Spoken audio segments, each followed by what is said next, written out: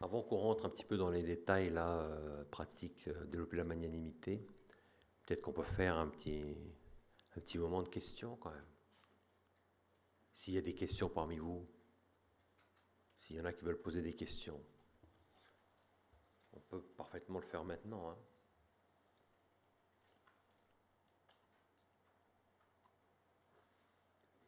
Oui. Première question. Je voulais savoir comment les différences culturelles, potentiellement raciales aussi, enfin, les Asiatiques, les Africains, les Américains, du Sud, du Nord, comment ça pouvait influer sur les tempéraments? Et est-ce qu'il peut y avoir une forte influence de ton origine sur ton tempérament? On a un peu parlé hier avec les Italiens, les Russes, voilà. Par exemple, est-ce qu'en Afrique, tu vas présenter les quatre tempéraments de la même manière en Asie? Et est-ce que la culture. Non, c'est quand même deux choses assez différentes. C'est-à-dire que la culture et la biologie, c'est des choses différentes.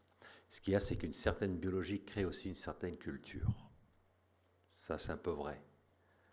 Tu vois, la culture mélancolique du russe crée, enfin, le tempérament biologique du slave crée une certaine culture.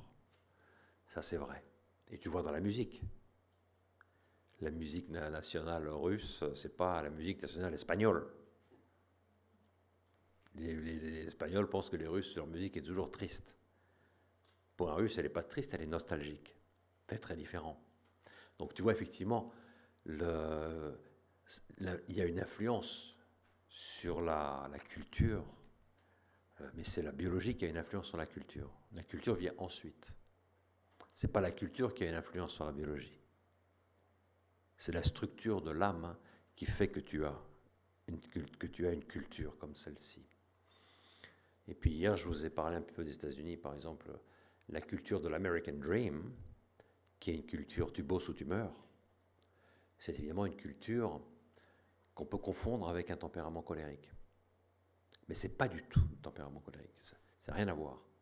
C'est seulement que le flegmatique, je répète, aux États-Unis, il ne ressemble pas forcément au flegmatique européen.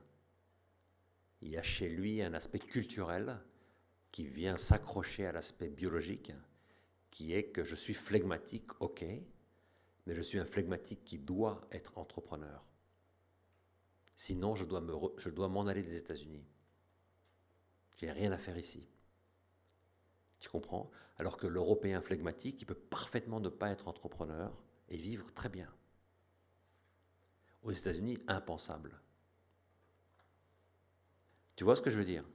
C'est-à-dire que c'est pas la même chose. Il faut bien saisir dans le contexte de l'endroit où tu te trouves, quelle est la culture, quel est le tempérament, et de la personne, la culture dans laquelle elle se trouve, et elle est obligée de faire des choses qui correspondent aussi à la culture ambiante, même si son tempérament va dans le sens opposé. J'ai répondu à ta question. En Afrique, la plupart des gens sont sanguins. Ça, c'est vrai. Pratiquement chez chaque Africain, il y a une part de sanguinisme très élevée.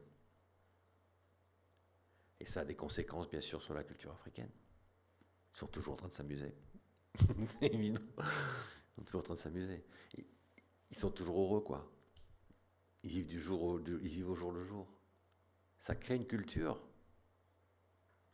Et tu vois, la culture italienne est quand même très différente. Pourtant, ce sont fondamentalement des sanguins, les Italiens. Mais ils ont un développement historique très différent.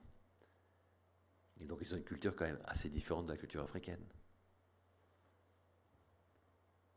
Mais ce sont des sanguins. Les Brésiliens, c'est des sanguins. Toute l'Amérique latine est sanguine. La langue n'est pas forcément porteuse d'un tempérament. En Amérique latine, la majorité des gens parlent espagnol, mais ce ne sont pas des colériques. Les Brésiliens, ils parlent le portugais. Ce ne sont pas des flegmatiques, mélancoliques. Ce sont des sanguins. Tu vois, donc tu vas faire une différence. Une langue, une culture.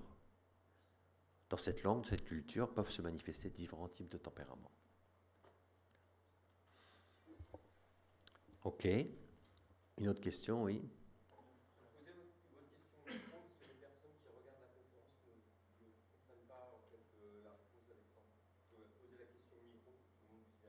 D'accord, ok, oui. Posez la question au micro, oui. Bon, la question qu'on a vue là, c'était les rapports entre la culture et les tempéraments. Donc ceux qui posent des questions, oui, utilisez le micro.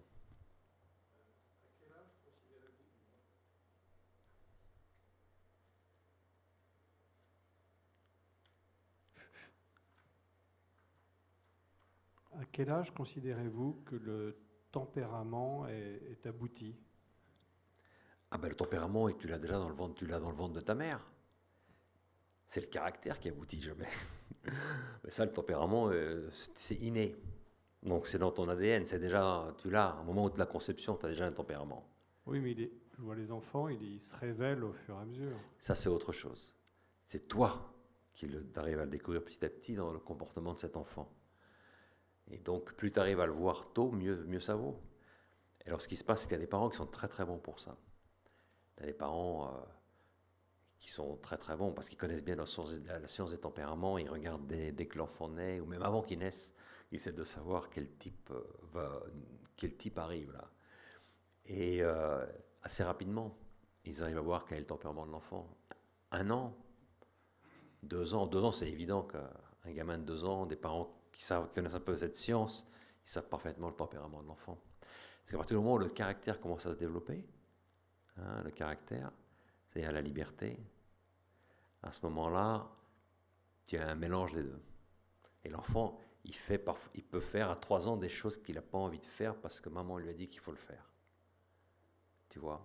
Alors que jusqu'à l'âge de 2 ans, 2 ans et demi, jusqu'à l'âge pratiquement de 3 ans, l'enfant, il fait seulement ce qu'il a envie de faire. Et ils sont vraiment chiants, les enfants, à cet âge-là, parce qu'ils font que ce qu'ils veulent faire. Et toi, tu es là pour ramasser les dégâts. Donc l'enfant, à l'âge jusqu'à l'âge de 3 ans, tu peux arriver facilement à apercevoir son tempérament. Après, ça devient plus difficile. Justement, toi, si tu n'arrives pas à percevoir bien ton tempérament, il faut que tu demandes à ta maman ou à ton papa, moi j'étais comment quand j'étais tout petit? Tu vois, j'étais comment quand j'étais tout petit?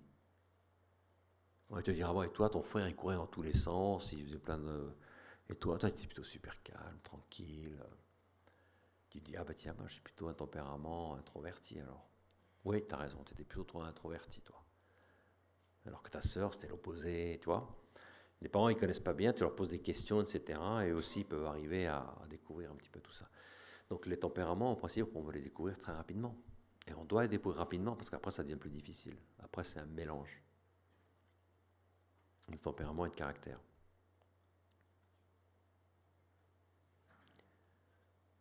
Une autre question? Attends, prends le micro parce que sinon les gens entendent. Pas celui comme le Faites micro. votre plaisanterie au micro, allez-y.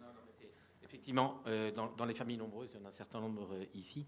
Certainement, les parents font un gros effort d'éducation pour les aînés, mais alors, effectivement, pour les petits derniers, on voit la différence. Il y avait une question là-bas?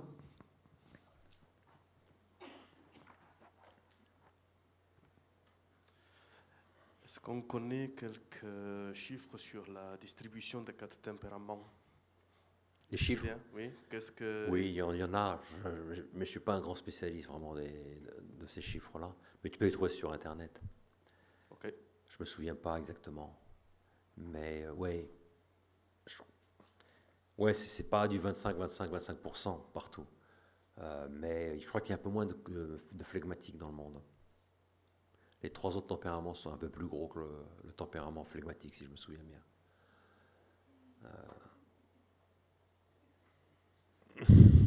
Mais c'est tout ce que je peux te dire là-dessus. Mais en gros, hein, c'est autour de 25 ou 30. Et puis il y a aussi des statistiques sur les femmes et les hommes. Je ne me souviens pas, mais ça ne varie pas beaucoup. Hein. Le sexe n'a pas beaucoup d'importance sur le tempérament. Une petite importance, oui, je me souviens, il y a quelques différences mais, sur le pourcentage, mais ce n'est pas fondamental, ça. Il y a une question sur le groupe WhatsApp qui est Thomas qui demande: est-ce possible d'être colérique et de manquer de confiance en soi?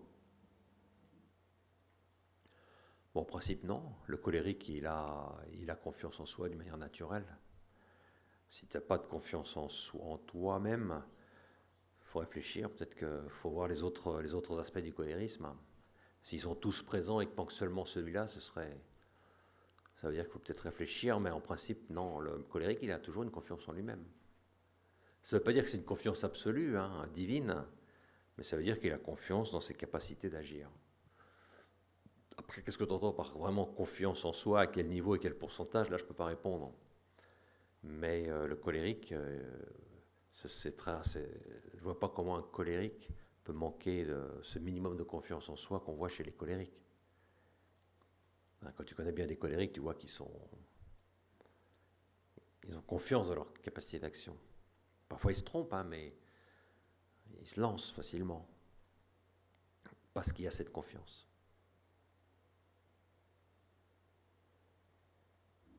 Alors du coup, il y a Thomas qui pose une autre question. Quel est le tempérament de Jésus-Christ?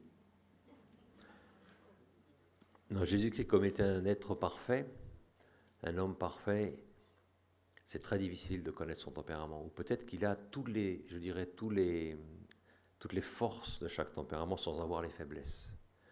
Si tu vois la vie un peu de Jésus-Christ, tu vois par exemple sa manière de prier. C'est une manière de prier typique du mélancolique. C'est-à-dire la manière, du moins, dont saint Jean nous rapporte la prière du Seigneur de Jésus-Christ au Jardin des Oliviers, le jeudi saint, sa prière eucharistique sacerdotale du jeudi saint, c'est assez typique du mélancolique. Un sanguin ne prie pas du tout de cette manière-là. Donc tu vois, il y a un aspect mélancolique, je dirais, dans la vie intérieure du Christ qui est évident. Ensuite, tu vois Jésus-Christ qui chasse du temple les hommes d'affaires, les commerçants. Tu dis un phlegmatique, un sanguin, un mélancolique ne peut pas faire un truc pareil. Se fabriquer un fouet et gifler les gens à l'intérieur pour qu'ils sortent de là et qu'ils arrêtent de faire leur truc, faut les colérismes. Ouais, tout le monde ne fait pas un truc pareil. Ensuite, tu vois la manière dont Jésus-Christ passe du temps avec les pécheurs et il aime bien s'asseoir avec eux, boire, manger, s'amuser. Il dit, probablement, il était sanguin, lui.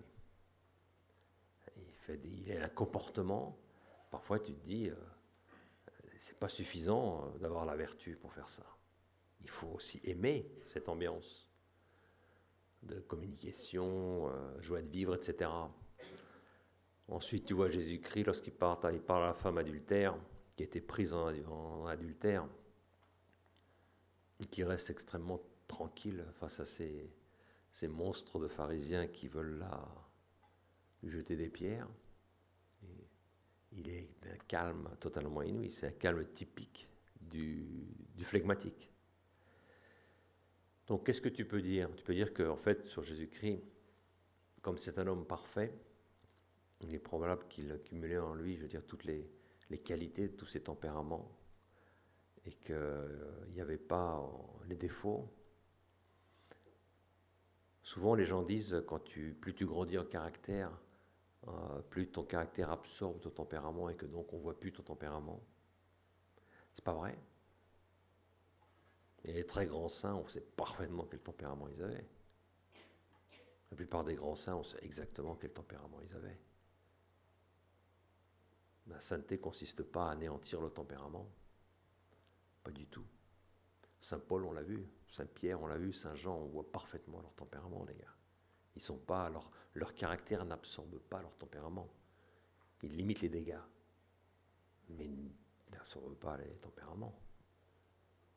Tu comprends? Alors on peut dire Jésus-Christ, donc il est super saint, donc on ne voyait pas son tempérament. Non. C'est probablement dû au fait que lui, justement, il avait toutes les qualités des tempéraments sans avoir les défauts. Et donc il n'y a pas de problème d'opposition. Alors que chez les êtres limités, comme vous et moi, qui ne sommes pas des dieux, eh ben, il y a ces limitations entrent en opposition avec d'autres limitations. Il ne peut pas être sanguin et mélancolique. Okay. Une autre question de François-Xavier Clément. Oui. Est-ce que de grandes épreuves dans la vie peuvent changer le tempérament? Moi, j'ai demandé ça à des grands spécialistes qui m'ont dit que non, ce qui peut se passer, c'est qu'un enfant très jeune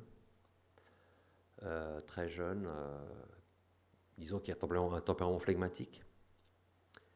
Tu l'envoies, je sais pas, à 6 ou 7 ans dans des conditions de guerre, par exemple au Kosovo ou en Yougoslavie dans les années 90, il est possible que ça provoque même des changements substantiels au niveau biologique de la personne.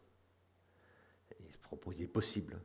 Des gens qui me disent, oui, quand tu es très jeune, il peut y avoir des choses très dures qui provoquent des transformations, pas seulement psychologiques, mais aussi au niveau du métabolisme.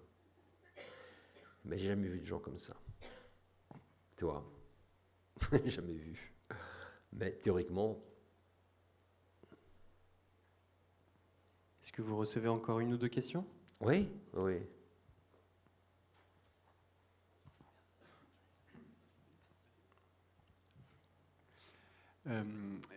Ce que vous avez décrit est une manière de potentiellement devenir un meilleur leader pour des subordonnés, entre guillemets, ou des personnes dont on a la responsabilité familiale ou professionnelle. Est-ce que dans un cadre professionnel, quand on peut identifier son patron ou son N+25 avec certaines caractéristiques, mais sans le caractère pour compenser les défauts de son tempérament, quels seraient les conseils pour influencer le dit manager pour qu'il évolue dans les défauts de son tempérament? C'est la connaissance de soi.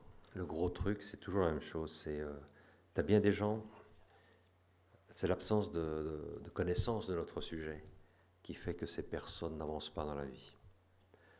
C'est cette vision déterministe de l'être humain, cette vision je suis ce que la nature a voulu faire de moi et j'ai pas de responsabilité parce que j'ai pas vraiment de liberté, je suis mon ADN et rien d'autre. Et donc à ces personnes, ce qu'il faut les aider à comprendre, c'est la beauté de la liberté humaine, la beauté du caractère, la possibilité de se transformer, la possibilité d'avancer dans la vie. Il faut leur donner à lire ou à voir, étudier des ouvrages de ce type-là. Et puis il faut leur parler. Il faut savoir que la plupart des gens, ils n'ont jamais réfléchi sur ce sujet-là. Jamais. Donc il ne faut jamais dire bon, il est foutu, ou il ne peut pas avancer, ou il faut penser bon, il ne doit pas savoir. Et donc il faut que j'engage un dialogue avec lui. Il faut que je lui donne une chance. Il ne faut pas que je le mette directement. Tu vois, dans les entreprises, par exemple, très souvent, qu'est-ce qui se passe? Tu as un type qui est un super bon manager, entre guillemets. Pourquoi? Parce qu'il fait du fric pour toi. Tu es le patron, et tu as un de tes employés qui est super bon en vente, par exemple. Parce qu'il sait manipuler les clients. Et donc, il est très bon en vente et il fait rentrer 25% des chiffres d'affaires chaque année. Et tu te dis, mais ce gars-là, on ne peut pas lui donner du pouvoir sur les autres. C'est un fou. C'est pas un leader. Il a une capacité technique pour un job bien déterminé. Mais ce gars-là, si je lui donne une rémunération supplémentaire, si je lui donne je donne une promotion, tous les gens dans l'entreprise vont penser, c'est ce genre de personne qu'on promeut. Tu lances un message là. Tu vois, c'est un type qui n'a rien à voir avec le leadership, aucune idée de service. C'est un type qui travaille 18 heures sur 24, égoïste, avec des valeurs qui sont très limitées, très matérielles, mais qui a un talent particulier. Voilà. Alors ça, je te parle de cette situation-là pour arriver après à la situation inverse. Et là, c'est dans cette situation-là, qu'est-ce que tu dois faire? Dans cette situation-là, tu dois parler avec cette personne, tu dois lui donner la possibilité de se transformer. Et si tu vois qu'il n'arrive pas à se transformer, tu dois penser, je dois l'isoler. Je dois l'isoler dans la société, c'est-à-dire que je dois lui donner un salaire supérieur parce qu'effectivement, il le mérite, puisqu'il gagne beaucoup d'argent pour nous. Mais pour lui, aucune promotion possible. Parce qu'il va foutre en l'air toute la boîte, tout l'esprit de la boîte. Je ne peux pas lui donner du pouvoir sur les autres, parce que s'il a du pouvoir sur les autres, il va les anéantir. Il n'est pas mûr pour le pouvoir, comme ce que je l'ai dit tout à l'heure. Donc là, il faut être très dur dans les entreprises. Il faut que tu fasses une différence. Je parle à ceux qui sont chefs d'entreprise, là. C'est un sujet qui a un peu à voir avec ta question, mais j'en parle parce que c'est important, après je vais oublier. Dans les entreprises, c'est très très important d'arriver à faire la différence, de savoir qui on doit promouvoir et à qui on doit donner plus de salaire. Ce n'est pas forcément les mêmes personnes. Promouvoir, ça veut dire donner du pouvoir. Alors que donner du salaire, c'est donner de l'argent, tout simplement. Donc il doit y avoir des moyens dans les entreprises de donner plus d'argent à certaines personnes sans les promouvoir. Il y a des entreprises dans lesquelles la seule manière de gagner de l'argent, plus d'argent, c'est la promotion. Ces entreprises, elles vont à la faillite. Elles vont à la faillite. C'est le fonctionnariat. Si je suis promu, j'aurai un salaire supérieur. Non, il y a beaucoup de gens, il ne faut jamais les promouvoir, parce qu'ils ne sont pas mûrs pour le pouvoir. Mais il faut leur donner un salaire supérieur, parce qu'effectivement, ils ont des compétences et ils permettent à l'entreprise de survivre. Donc ça, vous comprenez la situation là. Ça, c'est là. Alors toi, la situation, c'est l'inverse. C'est toi, tu es la victime de ton boss. C'est puis toi le boss qui est en train de réfléchir parmi les employés qui sont ceux qui ont des capacités pour le leadership et quels sont ceux qui n'ont aucune idée de grandeur, aucune idée de service, qui sont là uniquement pour faire rentrer l'argent. Là, c'est différent. C'est toi, tu es l'employé, tu vois ton boss et tu te dis merde, c'est vraiment pas un leader. C'est pas un leader, c'est pas un serviteur, c'est un égoïste, etc. La situation est vachement dure. Parce que tu te rends compte que toi, ou tu le changes ou tu t'en vas. Parce que tu ne peux pas vivre avec un type pareil. Pas possible. Pendant des années. Tu sais qu'il va te faire du mal. Tu sais qu'il va te faire du mal. Donc l'idée, c'est soit tu le changes, soit tu parles avec lui, tu essaies de lui faire comprendre les choses, des principes de base, soit tu lui expliques ça, tu as le courage de le faire. Si tu n'as pas l'audacité de le faire, personne ne le fera. Et de toute manière, il faudra que tu t'en ailles. Il faut que tu lui donnes une chance. Il y a beaucoup de gens qui arrivent dans des entreprises comme ça, ils sont là, on ne sait pas pourquoi. On ne sait pas pourquoi ils ont été nommés CFO, CEO, on ne sait pas du tout pourquoi. Alors qu'ils n'ont aucune... ils ne sont pas du tout des leaders, ils n'ont pas un caractère de leader, ce sont des fonctionnaires. Il faut leur parler, il faut leur donner aussi une chance. Toi. Mais c'est une situation beaucoup plus dramatique que l'autre, parce que la situation du boss qui a du caractère et son employé n'a pas de caractère, il peut aider l'employé à changer, mais si l'employé ne change pas, erased. Parce que le bien commun de la société dépend. Soit tu isoles l'employé, soit tu l'envoies ailleurs. Mais tu lui donnes un salaire qui correspond au bénéfice qu'il fait rentrer. Mais toi, dans ta situation qui est un peu différente, c'est toi l'employé. Et donc, tu peux te dire, comment est-ce que je vais parler avec mon boss? Mais de toute manière, tu risques rien parce qu'il faut que tu aies ton boss. Il faut que tu lui parles, parce que de toute manière, toi, tu ne vas pas rester dans une entreprise où ton boss est comme ça. Tu ne peux pas. Humainement parlant, ce n'est pas possible. Tu te respectes toi-même trop. Mais tu vas lui donner une chance aussi à ce boss. Tu vas lui parler avec gentillesse, avec calme, avec tranquillité, pour qu'il puisse se transformer. Et s'il ne veut pas, toi, tu t'en iras. Peut-être s'il est vraiment nul, il va t'envoyer paître. Alors ça, c'est s'il est vraiment nul. Ça, c'est le nul, il ne supporte pas qu'on lui dise des vérités sur lui-même, même avec charité. Et donc, il t'enverra paître. Et ce sera bien. Bon. Ce sera bien pour toi parce que tu dois vraiment t'en aller. Mais sinon, tu en as qui peuvent arriver à comprendre, qui peuvent opérer des conversions intérieures parce que personne ne leur a jamais parlé de cette manière-là. Et toi, tu vas leur parler cœur à cœur, avec simplicité, avec compréhension, de choses qu'il n'a jamais entendu parler. Mais il faut le faire avec une grande délicatesse, il faut être doué pour ça.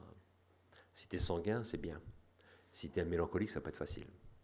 Ça peut être facile. Tu peux choisir la personne adaptée pour lui parler, si tu vois que c'est hors de tes compétences. Mais il faut que quelqu'un lui parle. Il faut se dire, il faut donner aux gens toujours une chance. Et il faut savoir que la plupart des gens ne savent absolument rien. Sur notre sujet, ils ne savent absolument rien. Donc il faut les laisser. Il faut leur donner un peu de temps. Mais toi, aussi bien le chef d'entreprise qui voit qu'il a des employés qui sont très loin du leadership et qui ne veulent pas de leadership. Il doit faire attention, soit donner plus de salaire, soit isoler, mais faire en sorte que le bien commun ne soit pas en jeu. Toi, ta situation est un peu différente, c'est ton bien personnel qui est en jeu. Et il faut que tu arrives à... Si dans la vie d'une personne, quand tu travailles dans une entreprise, il faut que tu te dises, j'ai une mission personnelle dans l'existence, et il faut que je trouve la relation qu'il y a entre ma mission personnelle et la mission de l'organisation dans laquelle je travaille. Et si l'organisation dans laquelle je travaille ne m'aide pas à vivre ma mission personnelle, il faut que je sorte de cette organisation parce que je perds mon temps. Tu vois, ce n'est pas la mission de l'organisation qui est importante pour toi. Ce qui est important pour toi, c'est ta mission personnelle dans l'existence. Mais la mission de l'organisation peut t'aider à pratiquer cette mission personnelle que tu as. Si elle ne t'aide pas et qu'elle devient un obstacle, il faut que tu t'en ailles. Il faut que tu arrives à trouver cette relation. Je dis entre nous, c'est très important quand tu travailles dans une entreprise, c'est de comprendre quelle est la mission de cette organisation, qu'est-ce qu'on fait finalement de cette organisation, quel est le service spécifique qu'on rend à l'humanité dans cette organisation, et quelle est la relation entre ce service spécifique et moi, mon talent, mon histoire, ma mission personnelle. Et si tu vois qu'il n'y a pas de relation, c'est que tu dois t'en aller, hein. Tu dois sortir de cette entreprise.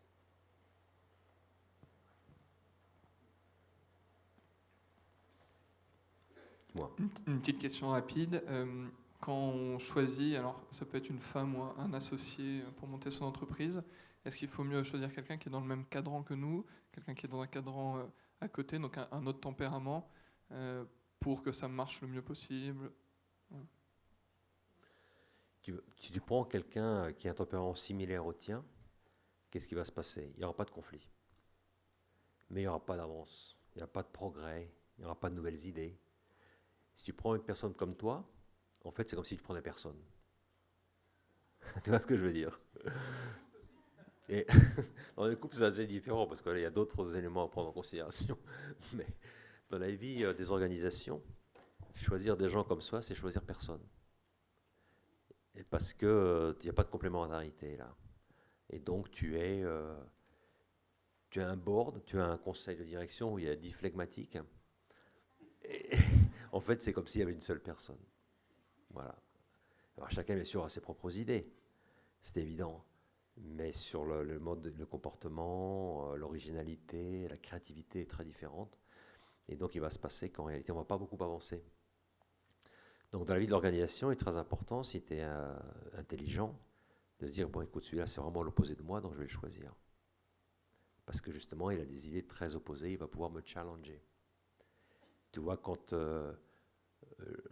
Jean-Paul II est devenu Jean-Paul II, le cardinal Casarolli, qui était le chef de la diplomatie du Vatican, est allé le voir. Et il lui a dit, je vous donne ma démission, parce que je sais que vous pensez d'une autre manière. Et Jean-Paul II lui a dit, non, tu restes.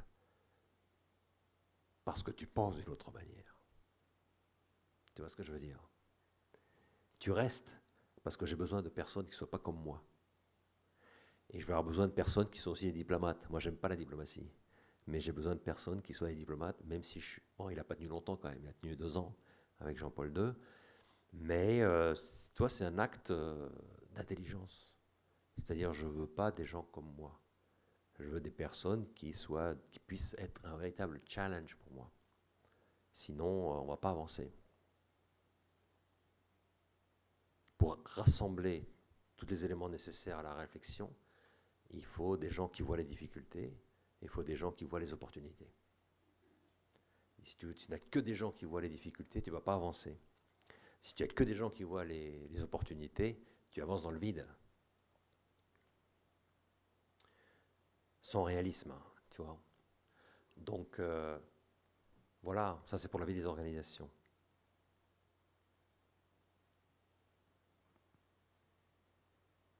Alors, dans la vie matrimoniale, j'imagine que c'est différent, tout est possible là. Et puis en plus, il arrive les enfants qui aussi ont des tempéraments différents, parce qu'il y a le papa, la maman, il y a le grand-père, les arrière-grands-pères. Ce qui est très important, c'est la connaissance de soi.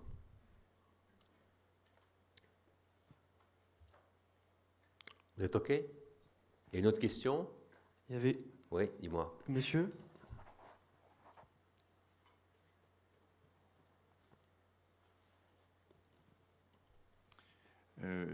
Apparemment, dans tous les tempéraments, c'est important de connaître ses talents. Je voulais savoir si c'était un bon exercice ou un exercice risqué ou inutile de connaître les talents qu'on n'a pas. De connaître chez soi, de reconnaître chez soi qu'on n'a pas ce talent. Ouais, c'est une partie de la vérité. Tu as par exemple un mélancolique, il peut dire moi, j'ai pas le temps de la communication. Et c'est important qu'il s'en rende compte. Parce que comme ça, il va pouvoir développer la vertu dont je vous ai parlé, la vertu de justice, la vertu d'humilité, de service. C'est parce qu'au départ, il se rend compte, j'ai pas ce talent. Il voit son frère ou sa petite sœur sanguine, et il voit qu'elle communique à merveille, avec naturel et spontanéité. Et il se dit, moi, j'ai pas ce talent. Mais là, il va falloir que je travaille.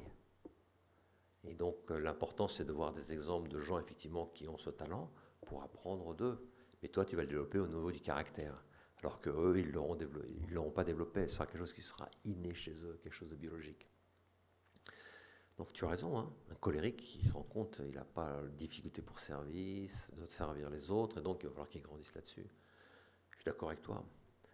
Tu te rends compte de l'absence de certains talents qui sont dus fondamentalement à un tempérament défini, et c'est l'absence de ces talents qui fait que tu prends conscience qu'il va falloir que tu compenses ça par le caractère. Ouais. Une autre question ?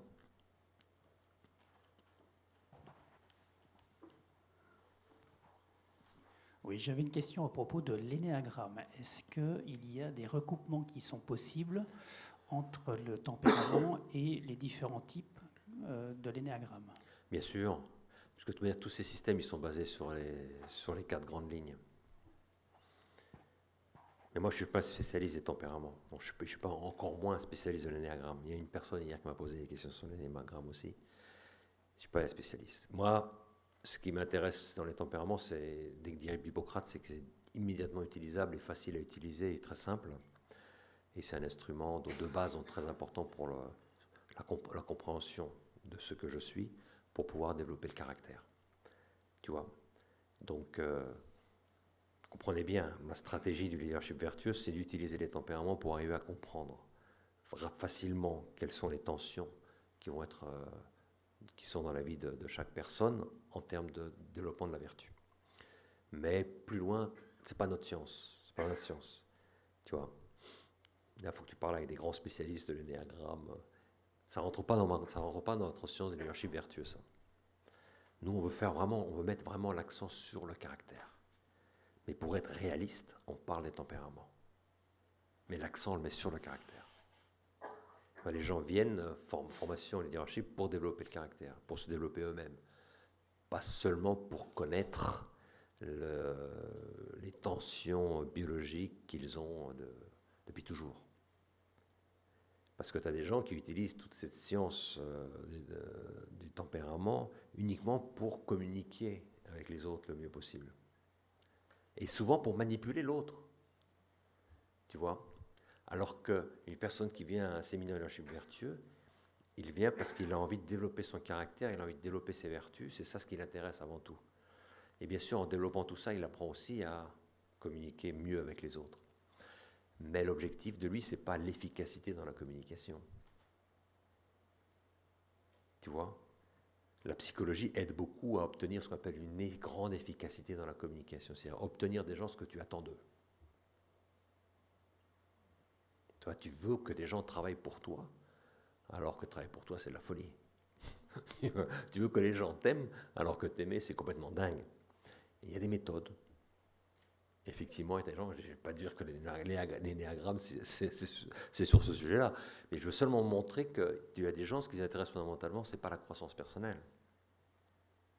C'est la communication effective. C'est un autre sujet. Je ne dis pas que c'est complètement absent de notre sujet, mais je dis que c'est un autre sujet. Tu vois, en connaissant bien ton tempérament, les 4 tempéraments et tempéraments des autres, tu as suffisamment d'éléments, tu n'as pas besoin d'un énéagramme pour comprendre comment, toi, en tant que sanguin, il faut que tu parles avec ce type qui est mélancolique. Tu as suffisamment d'informations là pour te former une petite stratégie charitable de connexion. Ça suffit. Tu n'as pas besoin de savoir, d'avoir 20 ou 40 ou 50 types. Il suffit d'être dans une des cases des 4 ou des 12 dont on a parlé pour savoir que, bon, avec ce gars-là, voilà. Tu vois ? Et ça marche. Ça marche, bien sûr. Si on parle de ça encore aujourd'hui, c'est parce que ça marche. Les 4 tempéraments, on parle depuis Hippocrate, on parle depuis 2500 ans. Et tous les autres systèmes modernes qui ont été fondés au XXe siècle, de typologie des caractères, en fait, qu'ils appellent ça typologie de caractère, alors qu'en fait, pour moi, c'est du tempérament, c'est pas des caractères. C'est effectivement, elles sont basées sur ces 4-là. Ok, donc on fait bien la distinction entre caractère et tempérament. Quelqu'un me disait il n'y a pas longtemps, il y a quelques heures, une confusion entre le mot caractère, parce que caractère, c'est quelque chose qui est inné. Alors que non, le mot caractère en latin, enfin en grec, caractère, ça veut dire sceau. C'est vraiment un sceau qui est imprimé sur un tempérament pour que le tempérament cesse de dominer ta personnalité. Donc chez les Grecs, il y a déjà cette idée. Le caractère, c'est quelque chose qui est ajouté. Le caractère, c'est l'effigie.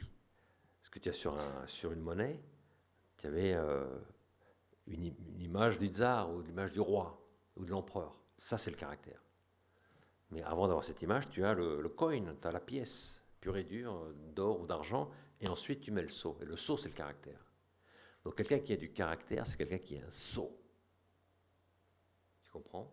Mais ce sceau, il était mis sur quoi? Un sceau, il est mis sur le tempérament.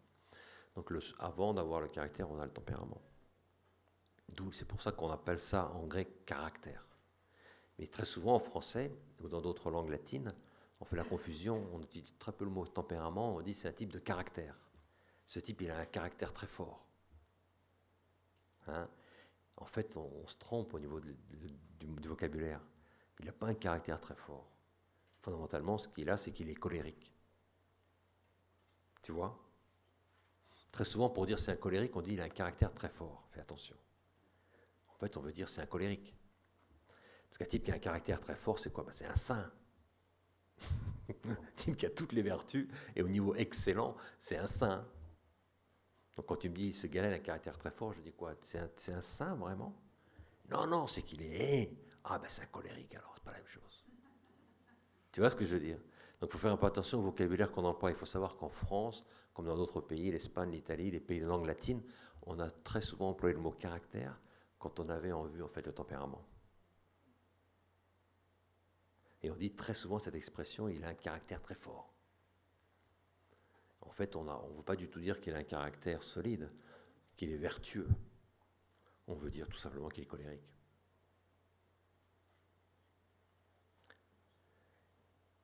Vous me suivez? Donc c'est important faut que vraiment vous fassiez la différence entre tempérament et caractère. Aujourd'hui, on l'a fait de plus en plus, d'ailleurs. J'imagine que notre science a aidé à développer ça. Mais ça fait quand même pas mal de temps qu'on fait la différence.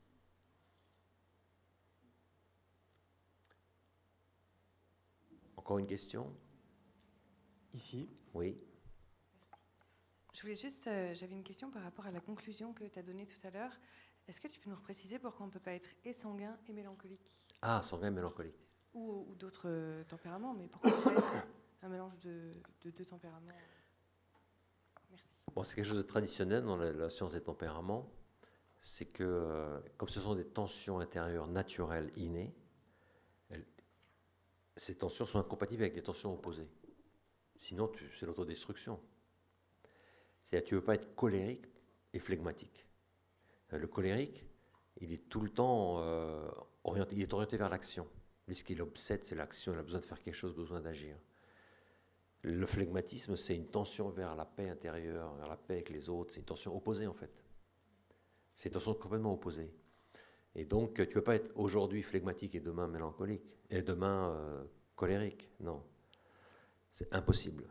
Par contre, ce qui va se passer, c'est que toi, en tant que colérique, tu vas développer la maîtrise de soi. Et donc, tu auras parfois l'air d'un flegmatique.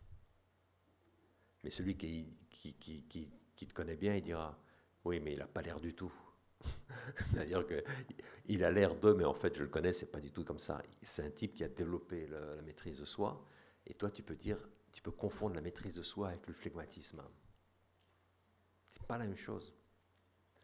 Je répète, tu as beaucoup de mélancoliques qui sont des grands communicateurs.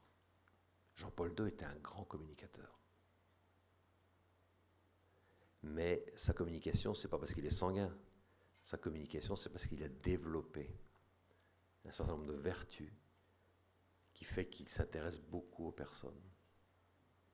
L'amour, l'humilité, fait qu'il s'intéresse beaucoup aux personnes et qu'il va vers les personnes et qu'il s'intéresse à elles. Mais naturellement, lui, il préférait être tout seul, isolé, dans sa solitude, faire ses trucs.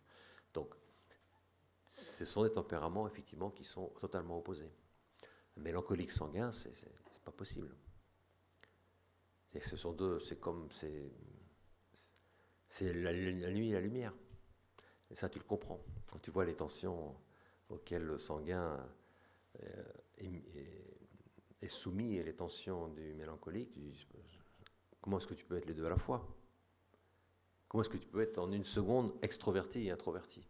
Comment est-ce que tu peux être en une seconde plutôt, je dirais, porté vers l'autre et porté vers toi-même? C'est pas possible. Ce sont des tensions qui sont exclusives. Et pourquoi c'est important d'en parler? C'est important de parler de ces exclusivités parce que ça t'oblige à comprendre que toi, tu as du caractère déjà, tu as développé des choses. Tu n'es pas un truc biologique. Tu as déjà développé du caractère, tu as déjà développé des vertus. Et donc il est normal que parfois, en tant que mélancolique, parfois tu te reconnais chez le sanguin, alors qu'en fait, tu n'es pas du tout sanguin. Mais tu te reconnais parce que tu as un mode de comportement qui est semblable au sanguin. Mais ton mode de comportement, c'est un mode spirituel de comportement, alors que chez le sanguin, c'est un mode naturel, inné, spontané. Ça ne lui coûte pas, alors que toi, ça te coûtera toujours un petit peu. Tu vois, donc ça a aussi des conséquences importantes, la vision de ces tempéraments qui s'excluent. Sinon, on ne comprend plus du tout ce qu'on doit développer.